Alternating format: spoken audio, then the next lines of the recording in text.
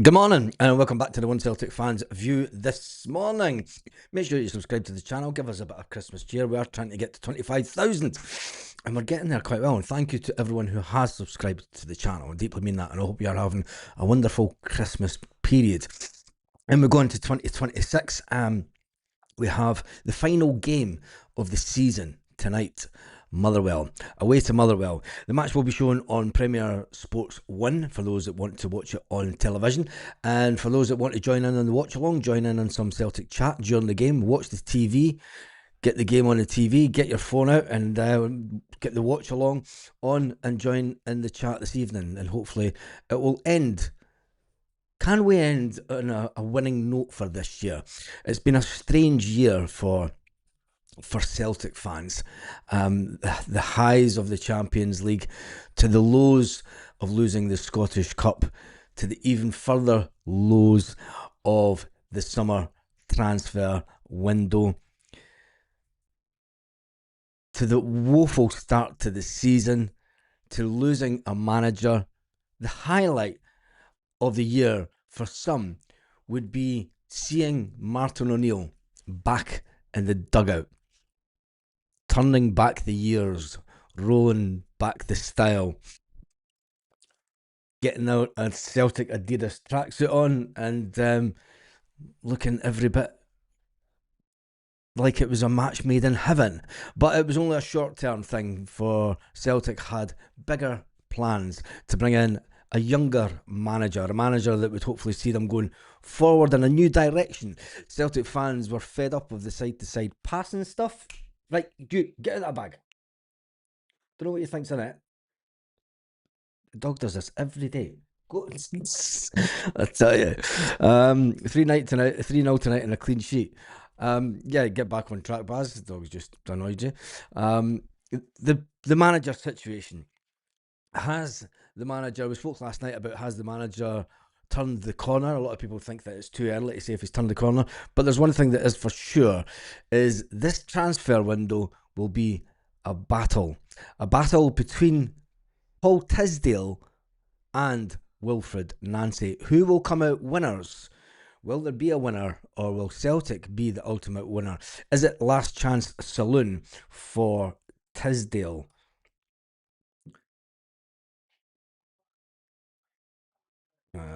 Let me just do this. I'm going to do a quick poll. No, I'm not going to. I'll leave the poll this morning. Tell me in the comments what you think. Do you think that it'll be? Is this the last chance saloon for Tisdale to get it right at Celtic? He's obviously been with Celtic a couple of years now. Just it's coming up for a couple of years. He was brought in to help Brendan Rodgers go forward and build a team that was capable of competing in Europe. Why is there somebody grinding tiles at this time in the holiday season? I can't make it up. But anyway, there is a lot of chat this morning about, we've seen all the players that have been mentioned, from Evan Ferguson to the young boy at Hibs, to players that are currently at the African Nations Cup. Celtic have been linked with a number of players. It's been suggested that the manager wants in 4 players as soon as possible. Can we even get in 1 player before the game at the weekend? Today is Tuesday, the 30th of December, second last day of the year. Transfer window is just around the corner. I think that it doesn't, I mean, people are saying that Tisdale is on a wee holiday. I don't think that it matters, as long as he's done all the prep work. I don't think that there shouldn't be any surprises when it comes to the transfer window at this point. Celtic know the positions that ultimately they want to get players in, and they should know the names of the players that they want in. You know, 2 days before the window opens, if we're still relying on Paul Tisdale to be doing his homework on players, I think that he's failed in that position, and it could be time for him to see the same way as the previous one, but I'm sure he'll get to the end of the window. Tisdale and Nancy are probably the same wavelength in this window. Don't think the boards will cheap out this time. At a minimum, we'll spend out of spite towards Rodgers. Do you think it'll be out of spite towards the? I mean, I don't think that they're that petty. Someone robbed Tisdale of his hat. They have that, and I'm going to show you it just now.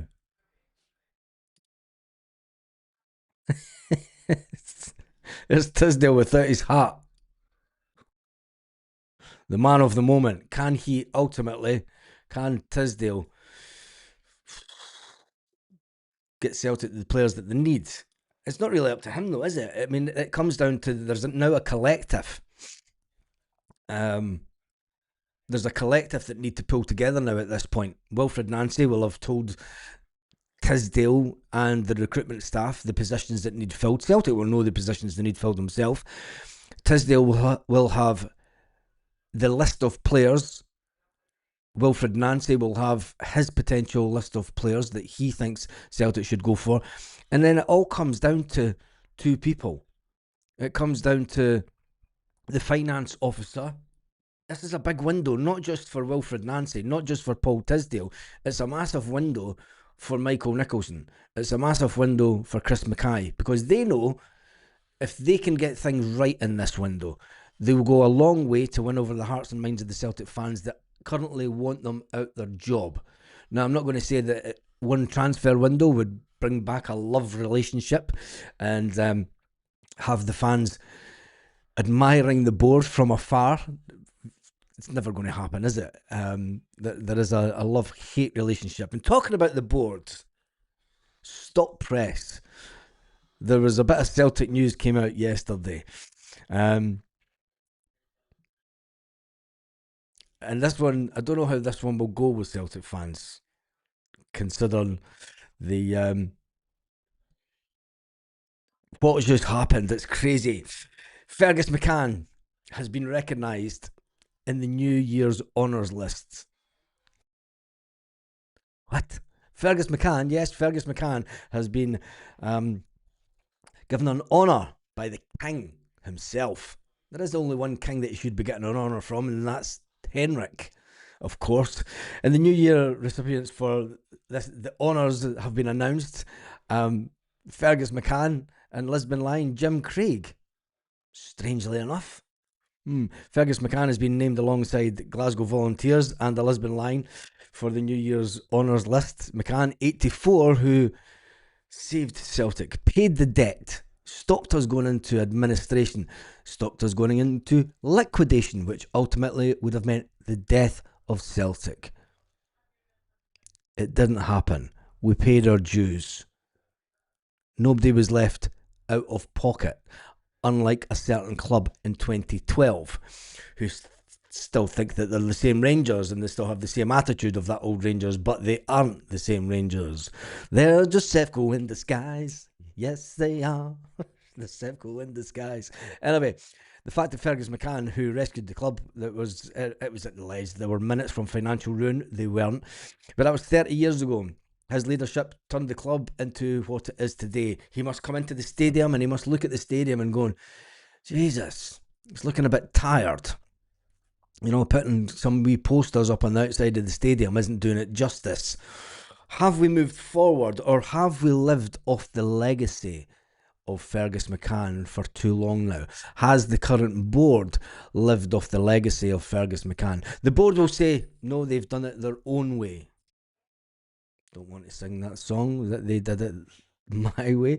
But when you look at it, they've had a successful time.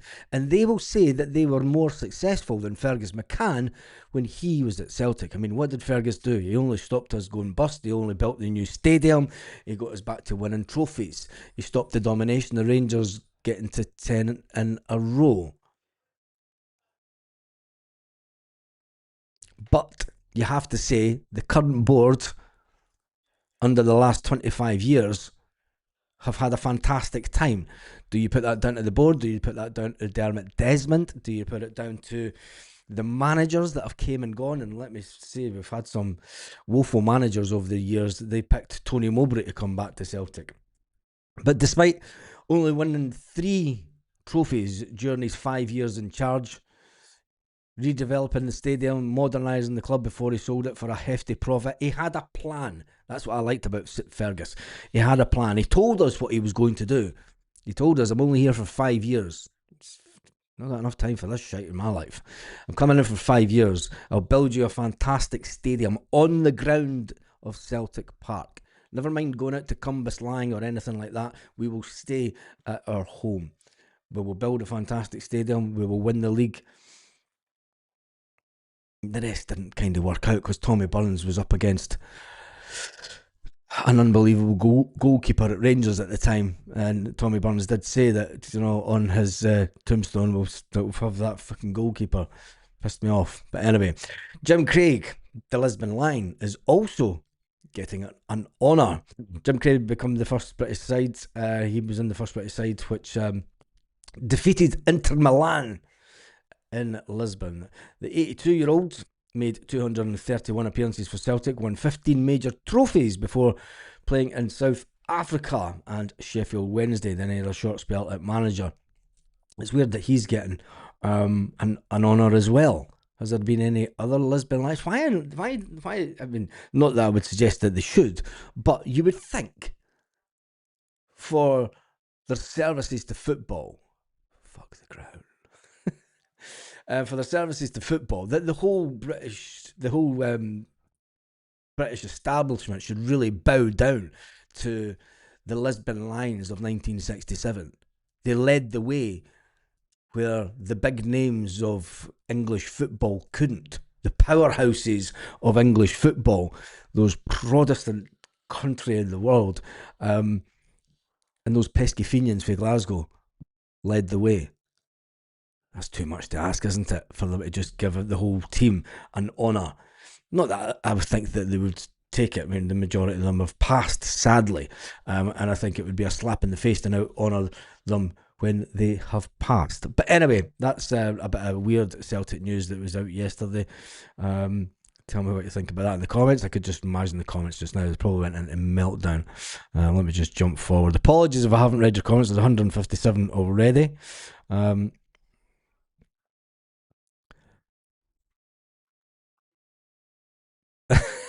This is good. I remember the farcical pictures of Kevin Kelly standing in a field in Cumberslang, picture of the proposed stadium.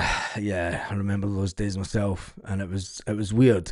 There was one, because they had such an influence over the media at that time. They were on the phone to journalists. It's a different time now. The journalists complain that they do not get inside information from clubs these days, and it's released through their own media, or it's through leaks through mates that then release it onto social media.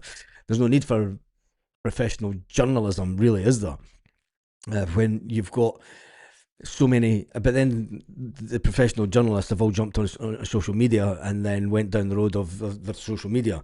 But anyway, going back to those days, the Celtic board needed the little insiders on certain publications to put out the good news stories for them. There was a war of attrition going on with newspaper journals that were pro Rangers, which was 95% of the journalistic population in Scotland. And then you had the odd journalist that had an affinity to Celtic, and they would put out the good news story, and the very next day there would be an even better news story coming out of Ibrox, the £750 million stadium with casino and hotel and fantasy stuff that still hasn't happened all these years later. And mind you, neither it did with Celtic. But yeah, it was a long time ago, and thankfully that we've had a win away. That ground was filled with toxic waste too. Yeah, it was that. Yeah, there we go. There's a super chat this morning. I just seen that one. Dizzy face.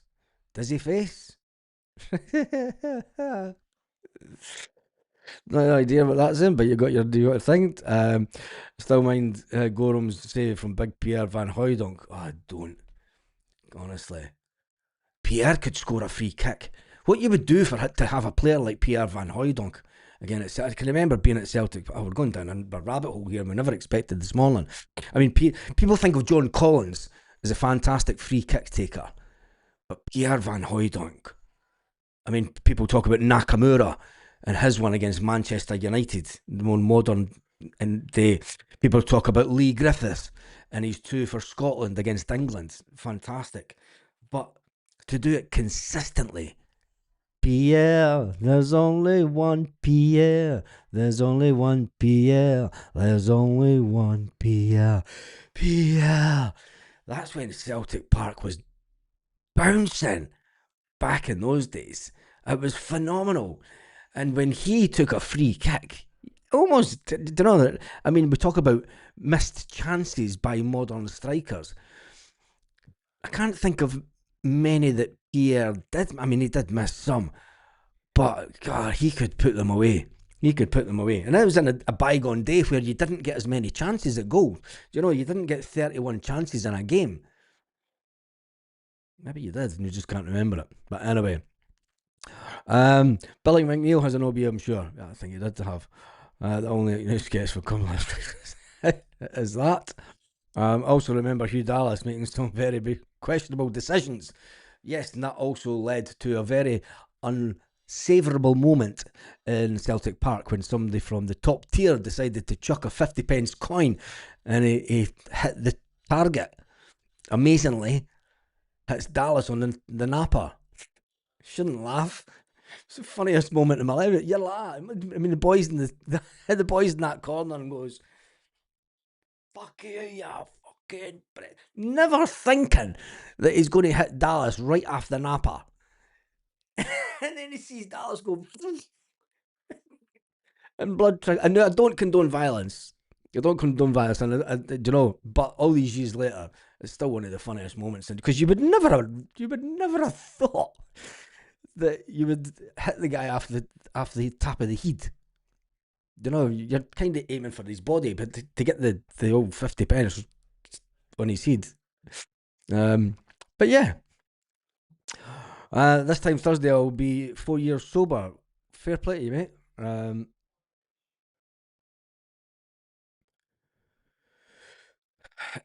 Jim, is Michelle on? Get Michelle to do the deed with. I've not seen all the comments, so Michelle, if you could sort that out, please. We'll never comment on Lowell calling his stooge in the media.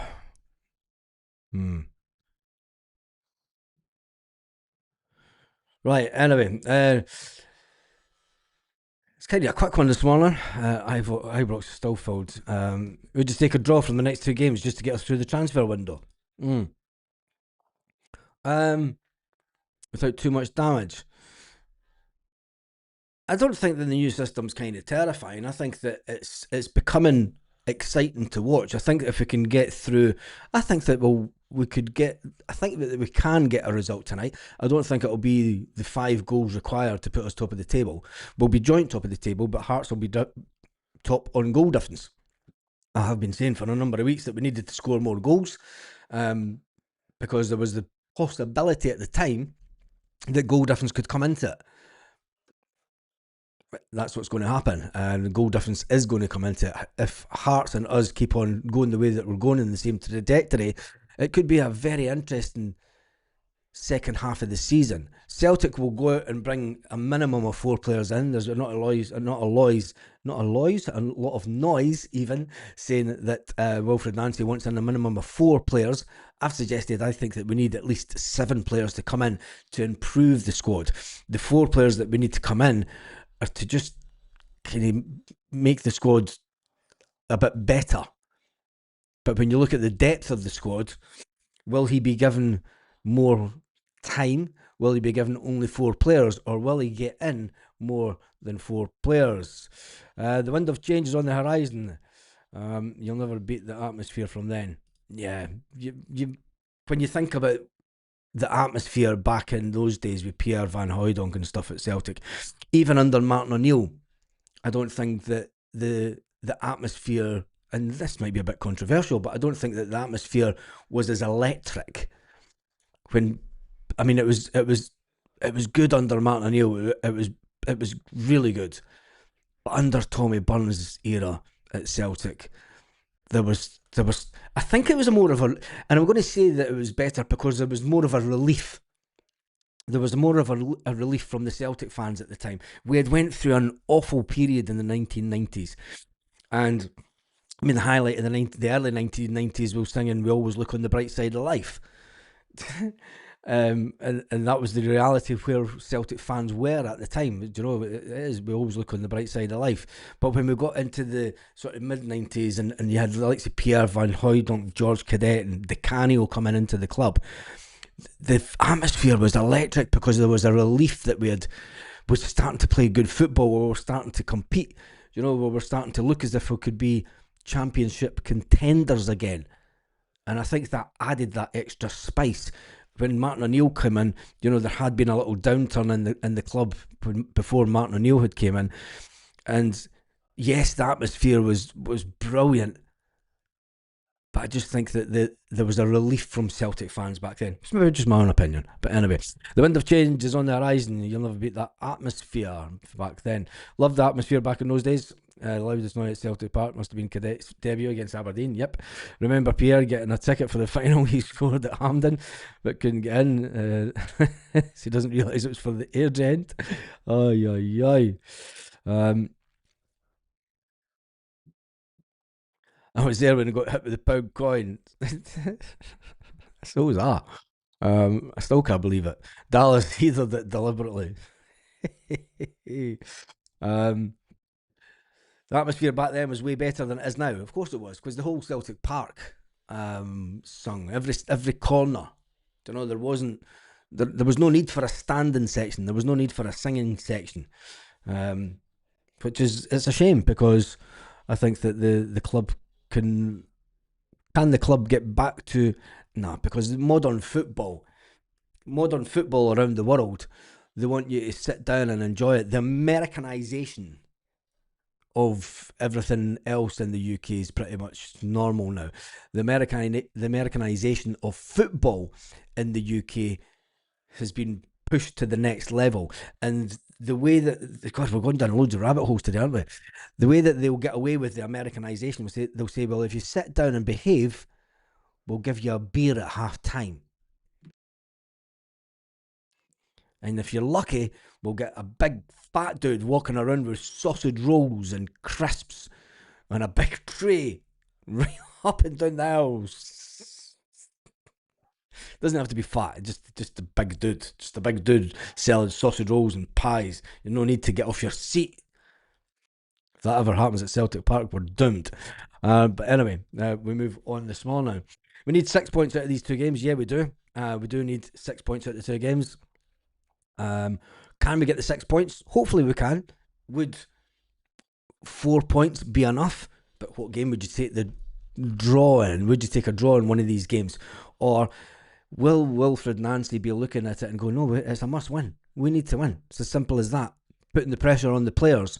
You know, never mind the fact that the pressure's been on the manager for a number of weeks. The fans been negative. The fans been doubtful. The fans not believing. But when you look at the performances on the pitch, take away the defence. We're putting pressure. Do you know what? We've been putting pressure on the defence and saying the defence was rubbish. We've known the defence has been rubbish all season. It's nothing new. So putting pressure on the defence now and saying that Wilfried Nancy's defence is woeful, I think is hard on the manager. Yes, we need to bring in defenders during the transfer window. That's kind of been a case from all summer. We're allowing Stephen Welsh to now leave the club permanently. It'll be interesting to see what happens with the Rockies situation. Looking forward to the game. I'm sure we'll get the results. Is Scott? I wonder if the same pound.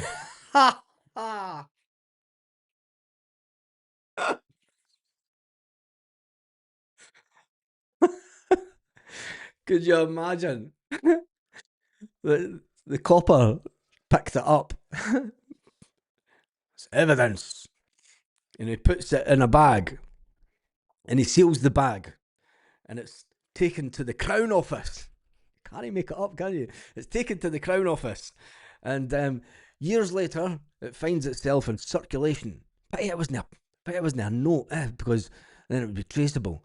But then what if that same coin, all those years later, found its way into a certain Craig White's pocket? And he goes, I fucking got you on this one, you fucking one-legged.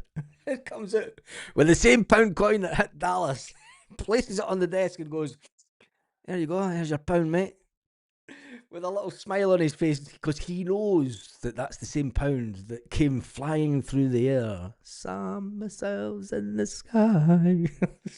Anyway, that's just a bit of hilarity this morning. It was a sniper that hit Dallas. Yeah, it was that, wasn't it? I don't take a draw tonight, but we must beat Rangers. I think if it's a draw tonight, there's massive pressure on the manager. Um,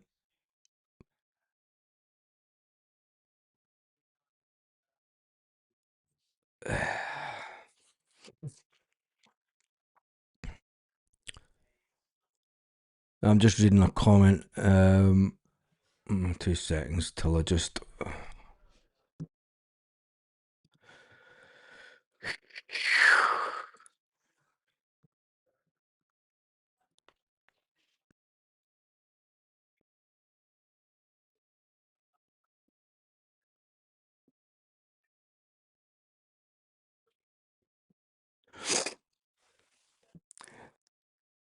Russell Martin is a contender to replace Wilfried Nancy as Columbus crew manager.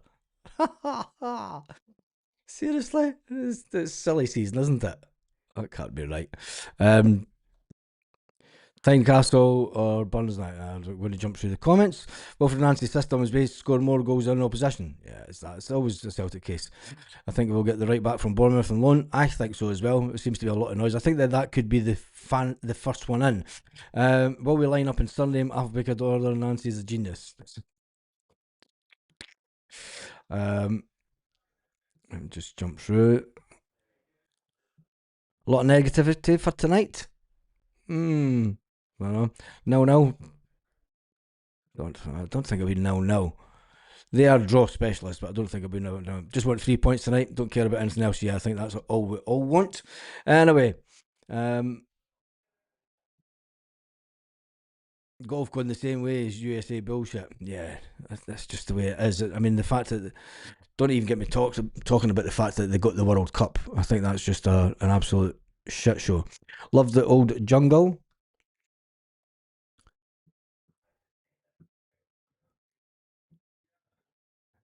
People are too embarrassed to sing. I remember we giving it loudly. Are they too embarrassed to sing, or is it the fact that? And I don't believe that because I think that there is a section of fans that keep on singing certain songs that a lot of the stadium don't agree with. Do you know the old Irish folk songs? But when the stadium used to sing, "Just Can't Get Enough," the whole stadium used to sing it. Discoland, the whole stadium used to sing it. There are songs that are in the songbook, but I think that the dominance of sections of Celtic Park to lead that singing around the stadium and their affinity to sort of be as anti-establishment, anti-board, and everything, it doesn't bring the fans together. So I think that there's a lot of people say that we need the singing section, but we also need the singing section to sing songs that appeal. Now, this isn't a dig at the Green Brigade or the boys; it never is. But I think that they have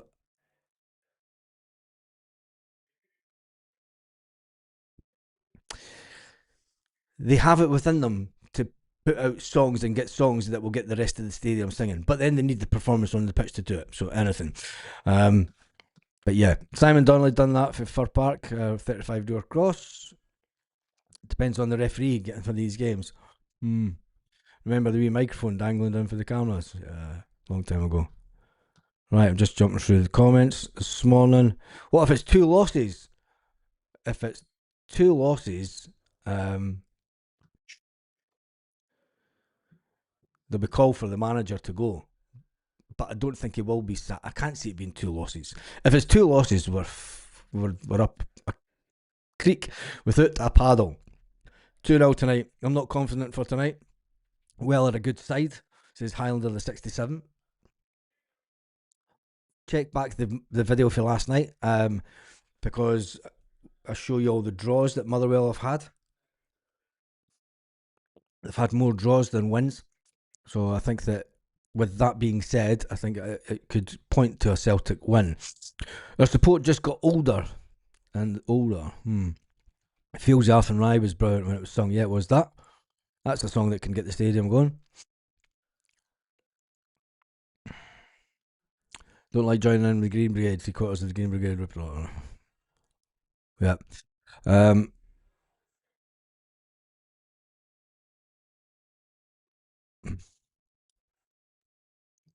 check WhatsApp.